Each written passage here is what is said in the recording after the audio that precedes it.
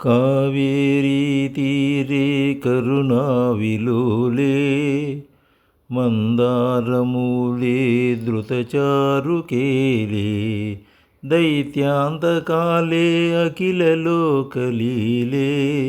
శ్రీరంగలీలే రమతాం మనోమే.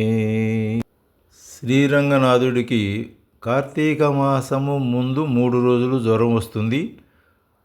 అందుచేత అక్కడ పక్కనే ఉన్న ధన్వంతరి వచ్చి వారికి వైద్యం చేస్తారు. మళ్ళీ కార్తీక మాసం నుండి యథావిధిగా వారికి పూజలు జరుగుతాయి. ఆ 3 రోజులు వారికి వైద్యం చేస్తారు. ఇది అనాదిగా వస్తున్న ఆచారం. అలా పాండురంగాన్ని మనం చక్కగా దర్శించుకుని సేవించుకోవచ్చు. అలాగే ఈ పాండురంగడు శ్రీరంగం నుంచి దాదాపు 5-6 కిలోమీటర్ల దూరంలోనే 8 దివ్య దేశాలు ఉన్నాయి. అట్లాగే పరమేశ్వరుడు అక్కడ జంబుకేశ్వరంలో జలలింగంలో రూపంలో ఉన్నారు వారు. అక్కడ వారికి పార్వతీ పరమేశ్వరులు కళ్యాణం జరగదు. అక్కడ ఎందుకంటే ఆయన గురువుగా ఉన్నాడు, పార్వతీదేవి శిష్యురాలుగా ఉంటుంది కాబట్టి మామూలుగా ఊరేగింపు ఉత్సవమే చేస్తారు కానీ కళ్యాణం చేయరు.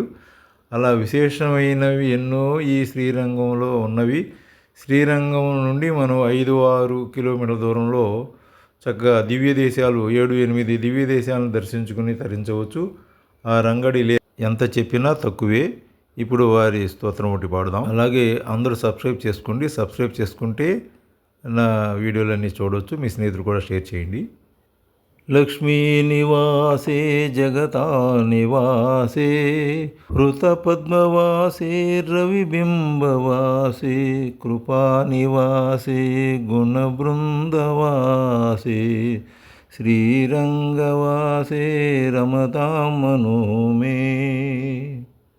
బ్రహ్మాదిరాజే గరుడాదిరాజే వైకుంఠరాజే సురరాజరాజే త్రైలోక్యరాజే అఖిలలోకరాజే శ్రీరంగరాజే రమతాం మనోమే. శ్రీరంగానికి విజయవాడ నుంచి, హైదరాబాద్ నుంచి తిరుచురాపల్లికి రైళ్లు ఉంటాయి. రైలు దిగి చక్కగా 5-6 కిలోమీటర్ల దూరంలో శ్రీరంగం ఉంటుంది. అక్కడి నుంచి ఆటోలు లేకపోతే ఏ వెహికల్ అయినా దొరికి వెళ్ళవచ్చు.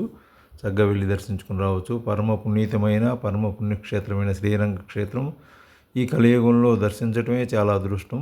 అలాంటి రంగనాథుడి దర్శనం చేసుకుని చక్కగా అందరూ తరించండి. సర్వం శుభంకరం. శ్రీరంగనాథ శ్రీరంగనాథ శ్రీరంగనాథ శ్రీరంగనాథ నమో నమః.